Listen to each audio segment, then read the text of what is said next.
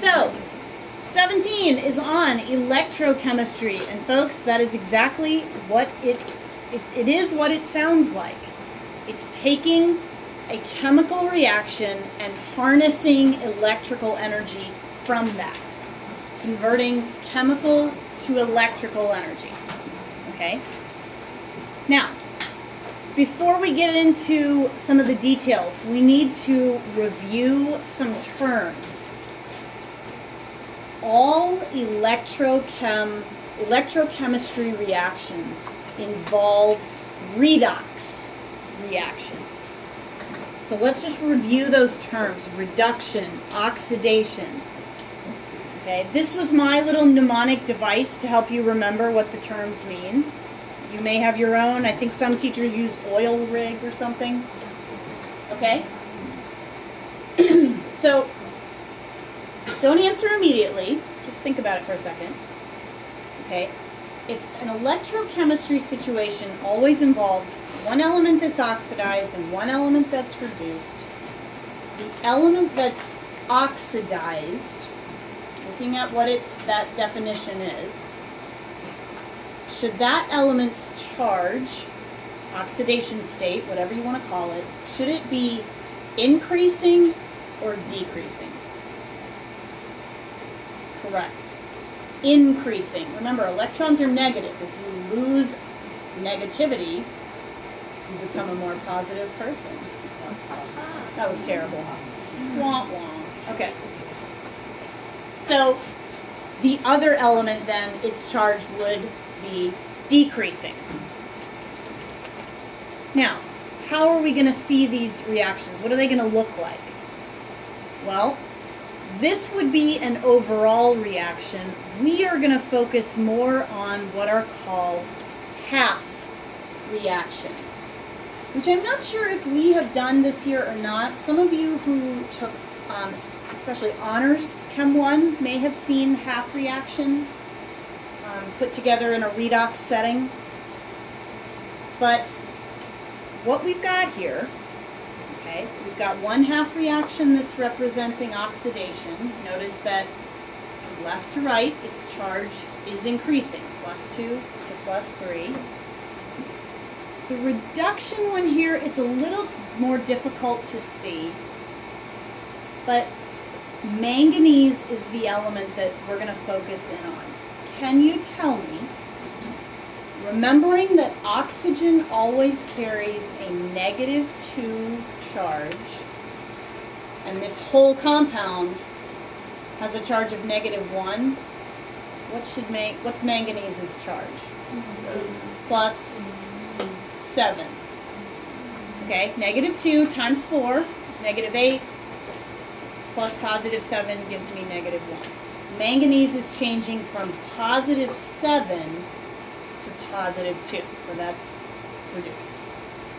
Now, we're going to be adding these two equations together, these two half reactions. Do you see anything that could cancel out?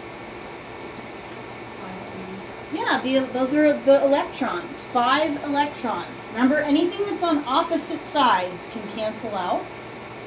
Okay? And that's something else we should take note of, guys. The electrons for a reduction half reaction will always be on the reactant side. Oxidation, they will always be on the product side. All right?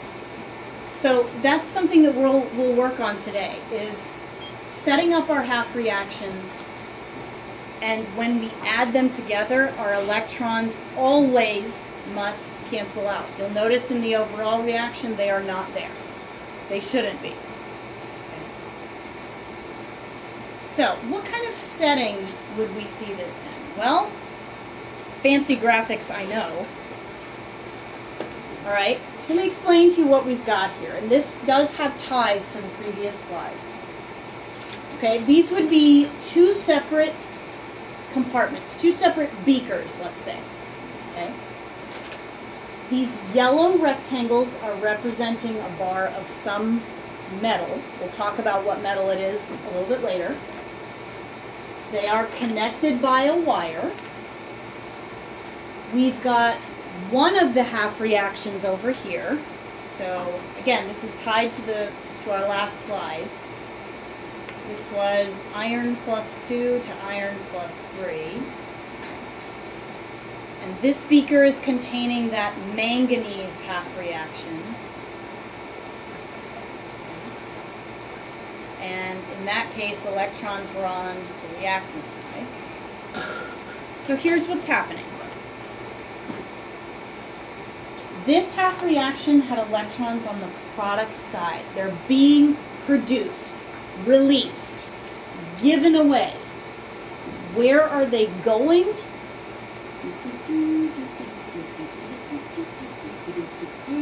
Over here to something that wants to take them, absorb them. Okay? And ladies and gentlemen, when you have a situation where you're pairing up two things and it's causing electrons to flow through a wire, that is electricity. Okay? We have taken chemical reactions and generated an electrical current. Okay? So, let's just finish this little drawing here. I'm just going to draw an arrow here indicating which direction the electrons are flowing. Now, physics people, if I made this setup, okay, would I get a current? Yes, I would. But I would only get electrical current for like a nanosecond. And then it would stop. And I wouldn't be getting any more current. Why not? Why isn't this just continuing to flow? Yes, Andrew. Correct. It's not a complete circuit. Okay? When I let this reaction go and I've connected everything, electrons do flow, and that's great. But then I get a big buildup of negative charge on this side, because that's where the electrons are going. And a big buildup of positive charge over here. You get an imbalance of charge, this isn't going to continue, this will not continue to run.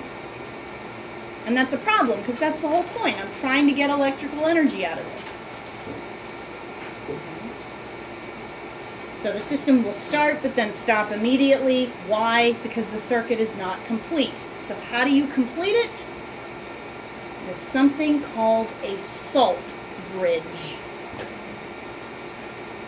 First of all, guys, this setup is called a galvanic cell. What's the more common term for a galvanic cell? A battery. This is a battery. This is how a battery works. Okay? If you were to, and please don't do this, go and like cut open a AA battery, okay? You're not going to see two cute little beakers and a little wire. No, you're not going to see that. But all batteries do contain two separate compartments that are connected by a wire, okay? It's not going to look exactly like this, but it's pretty similar, okay? Now what's the purpose of a battery? Provide power, to provide electricity, okay? Well, let's just draw this arrow again. Electrons are flowing this way. And I'm getting a big buildup of negative charge. What's in the salt bridge? Not electrons. It says it's filled with an electrolyte. What's an electrolyte? Don't say Gatorade. Powerade. You're hilarious. Come on, what is it? It's a dissolved salt. Okay? And in this particular case, it's a spectator ion. What's a spectator ion? An ion that's not directly involved in the that's not involved in the reaction. Okay, great. So if electrons are flowing from right to left, what would I want flowing from left to right to balance this out? Think about it. I've got a big buildup of negativity over here, which I need to get rid of. Electrons. But it doesn't contain electrons. No. How about any negative ion? Okay, like Cl minus, for example. Sulfate. Any negative ion that is not a part of the reaction, a spectator ion. Think about it. Wouldn't that complete the circuit? I would get a big buildup of negative, but then it would be relieved because some of it would flow over this way. You could also, what could you have flowing in that direction? Yeah, any cation, like Na plus or something. That would work too. And guys, hopefully we'll get a chance, not today, but where I can actually physically set this up for you and show you. If you have two beakers and you connect them with a wire, the salt bridge, it sounds really rudimentary, but all you have to do, this will work. You can take like a strip of paper towel and soak it in something like sodium chloride, salt solution, and literally drape it from one beaker to another. That'll work. Okay, that will accomplish the job. So we've got a battery here. Let's talk a little bit more vocabulary. And I goofed on this one. What's missing from this picture? Salt bridge. My bad. I know. Sorry. There. Okay. Same situation. Electrons are flowing from wherever the oxidation is taking place to the side where reduction is taking place. And guys, these have names. Anode and cathode. Here's an easy way to remember this. Okay? Wherever oxidation takes place, that is the anode. Vowel matches up with vowel. Consonant matches up with consonant. Okay? And here's something else. Okay? Electrons will always flow from the side that has oxidation over to the side that has reduction. O comes before R in the alphabet. O goes to R.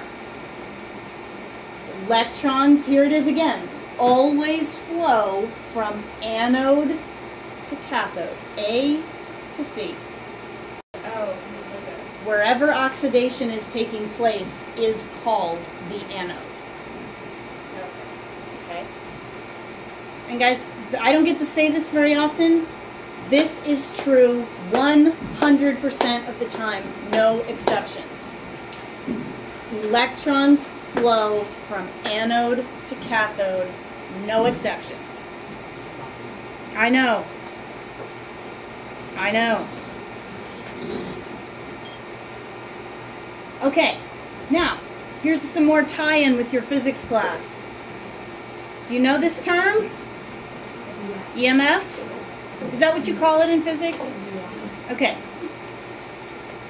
Guys, there is a force moving the electrons through the wire. It doesn't matter to me if you think of it as a pull or a push. It can be thought of both ways. The substance being oxidized, that would be at the anode. You can think of the anode as pushing the electrons, or you could think of the cathode as pulling them. It doesn't matter. In chemistry, we don't call it EMF. Chemistry and physics, we like to have our own vocabulary. We call it a cell potential, but they are the exact same concept. In your physics classes, what units do you measure EMF with? Volts. We do too. Okay? It's a cell potential measured in volts. And correct me if I'm wrong, I believe in your physics classes the variable for it is like a fancy E. Okay, it is for us too. I just couldn't find that in the font. Okay, but this will be our symbol as well. We're just going to call it something different. Now, if you would, you have your textbook nearby. Please go to page 796. Are you ready for the good news? There's no bad news, it's only good news. There is nothing to memorize here. Okay? Nothing at all. Alright, so let's look at what is presented on this blue chart in your textbook. Look at the title. Standard reduction potentials. It doesn't say standard redox potentials. It doesn't say standard oxidation potentials. Please notice all of the half reactions in this chart are written as reductions. Electrons are all on the reactant side. Do you notice that? Okay. If you look at the column heading above the numbers, there's that fancy curly QE for cell potential. It's in volts. Could you please tell me what element has its half reaction where the cell potential is 0?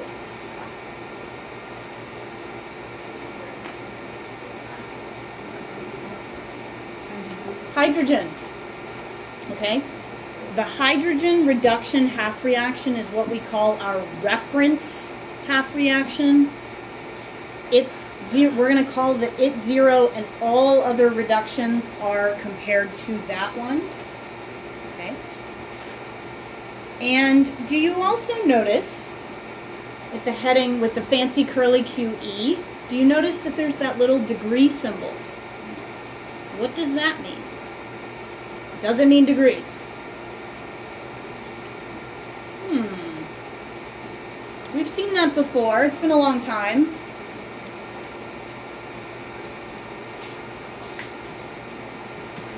Standard state. Okay? Now what does that mean? Not to be confused with STP. All of these voltages were measured under certain conditions. They're called the standard state conditions. Let me remind you what that means. All of these voltages were measured at 25 degrees. Anything that's aqueous in the chart, anything that is an ion, has a molarity of 1, and any gases have a pressure of 1 atmosphere. What makes this different from STP? It's 0 degrees Celsius, not 25. Okay. All right, now, one thing I also want to bring to your attention, on the back of your periodic table is a chart, which you have probably never looked at before. Guess what? This chart is this chart. Okay? Now, in all honesty, the one in your book is much more detailed. There are more reactions here than you'll find here.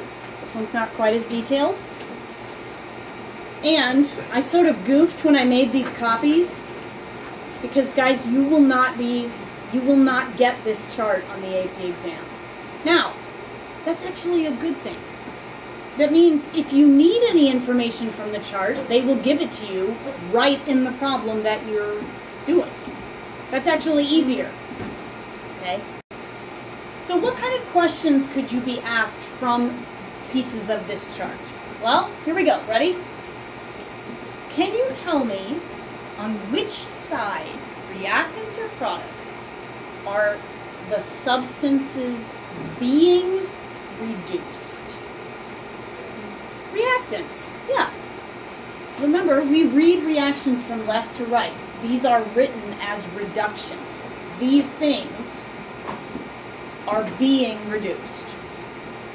Okay, then it says, which is the best? Well, what do I mean by that? I mean, what element or what ion is most readily reduced?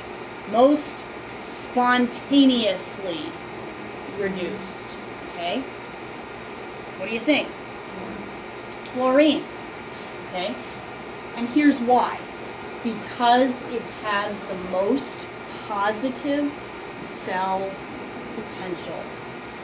A very positive cell potential means a reaction that is very, are you ready for this term? From a long time ago.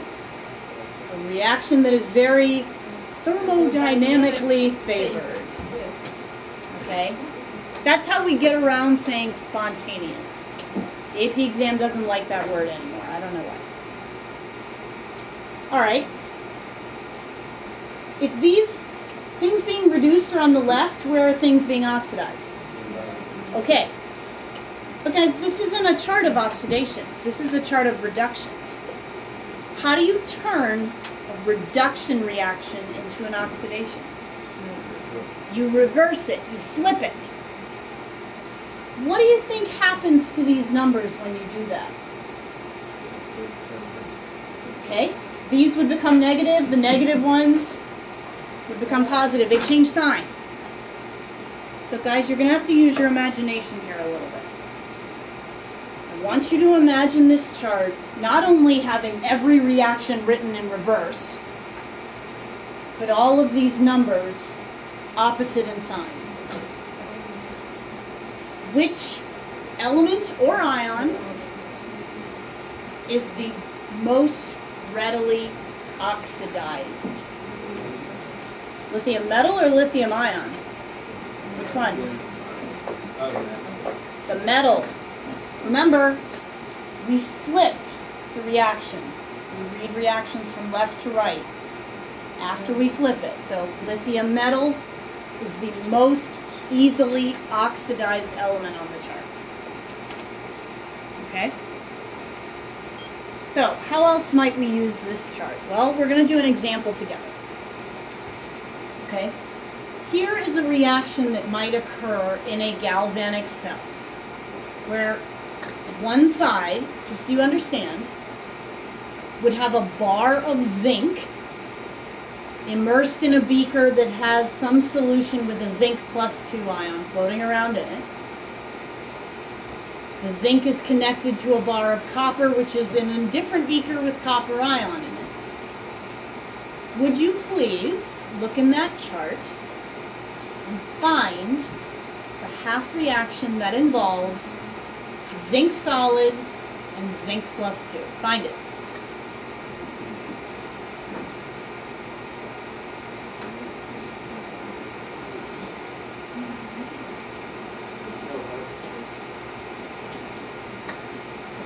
What is the cell potential for that one? Negative 0.76 volts. Okay. Now you've got to be a little careful on this other one, because there are more than one copper equations in that chart. Find the one that involves copper solid and copper +2. Find it.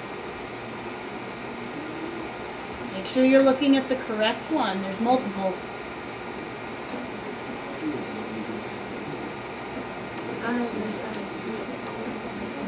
0.34. This is solid. Okay? So guys, all I've done was look at what things are involved in each half reaction. I went and found them, and I wrote the half reactions exactly as they appear in the chart. I didn't change anything. Okay, well, guys, a galvanic cell does not involve reactions. It involves redox. This is two reductions. You can't add these two together. What do I do? I'm going to have to flip one of them.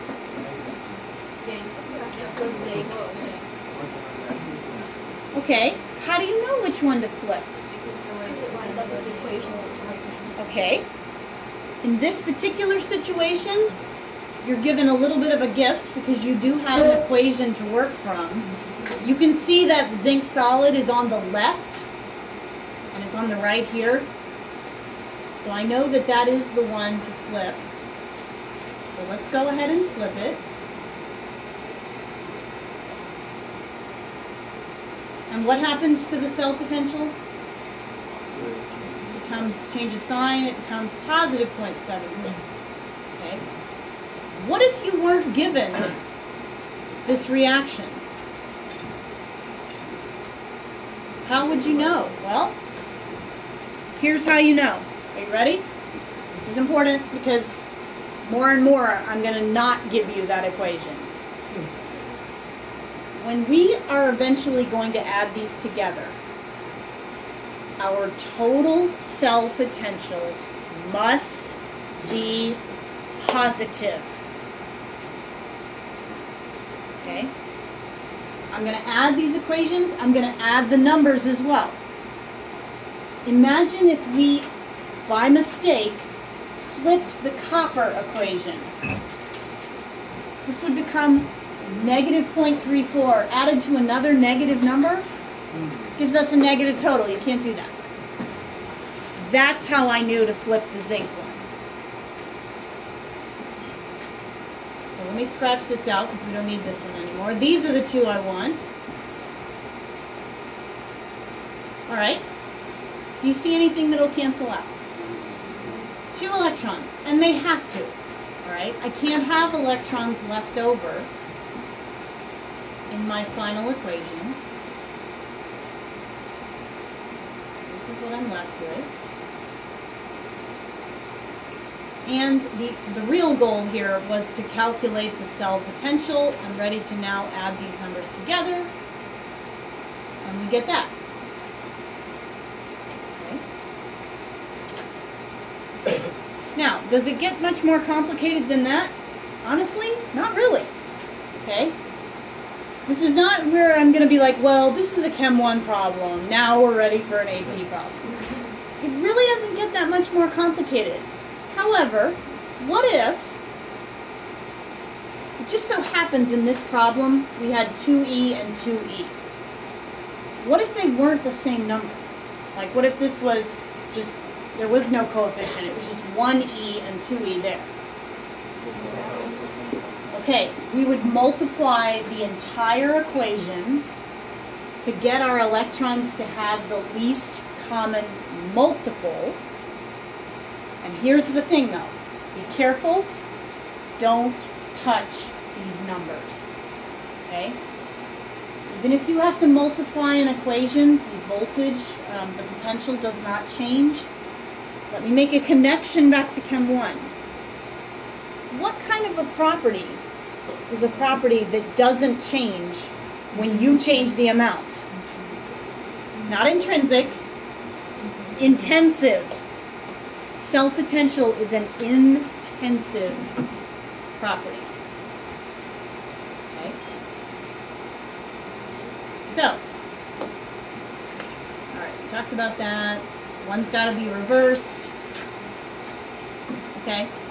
I am going to let you do some practice ones, but before you do, I want to show you this picture, which I love, because this is one of the things that I think is so cool about electrochemistry. This is connecting back to the previous slide. Here's my bar of zinc. Here's my bar of copper. Here's my wire. Here's my salt bridge. I know that doesn't look like a salt bridge. And they have, like if we had a really powerful microscope, we're watching what's happening in the beakers. Look at what's happening to zinc. Solid to ion. Folks, this bar of zinc is disintegrating. It is losing mass over time. And now, well, that's, okay, fine. What's really cool is what's happening on the other side. Copper. Ion to solid. We're making more solid copper. This is gaining mass. So, ladies and gentlemen, let's do one together. All right? Look carefully in your chart, because there are more than one place, there's more than one chromium reaction. Find chromium plus 3 and chromium plus 2.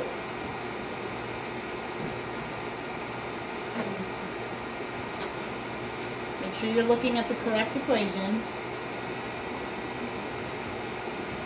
What is the value? Negative point. Okay, negative 0.50.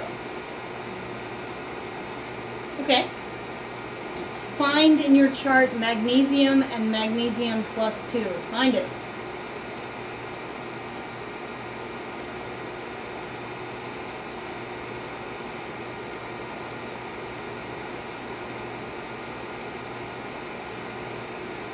Somebody tell me the value. There you go. Negative 0.237. Okay. Which one am I going to flip? Okay. Magnesium. So let's do that.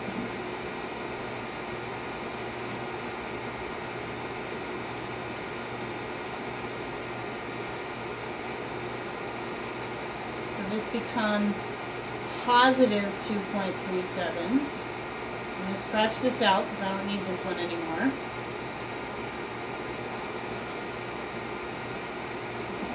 I'm going to be adding them together. What's the problem? The electrons don't match up in their counts. So how do I fix that problem? Multiply the top equation times 2. Sounds good?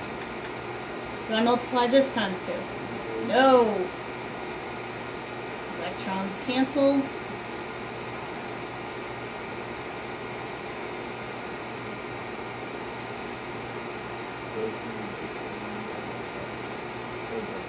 No. It's intensive.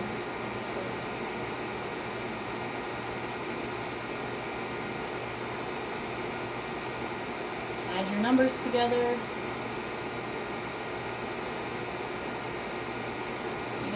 1.87 volts. I know that. That's why we had to go through this process. Okay? Some of you might be thinking, you know, why do we even really need to do this since you gave us the equation? Well, guys, even if I do give you the equation, it might be element balanced, but it is not charge balanced. This is the correct equation.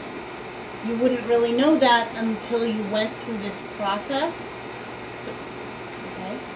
And you can see in number 2, this gets a little bit more complex. Okay? There's oxygen on the right-hand side. There's no oxygen at all on the left. Okay? Remember, because you're on your own now, find your reactions and write them exactly as they appear in this chart. Try numbers 2 and 3. Go.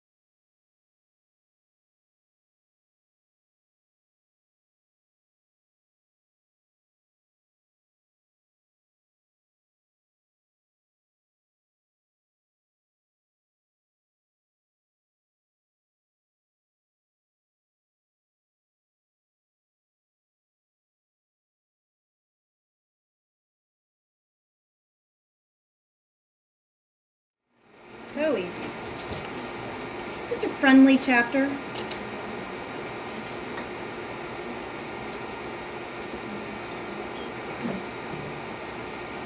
Okay.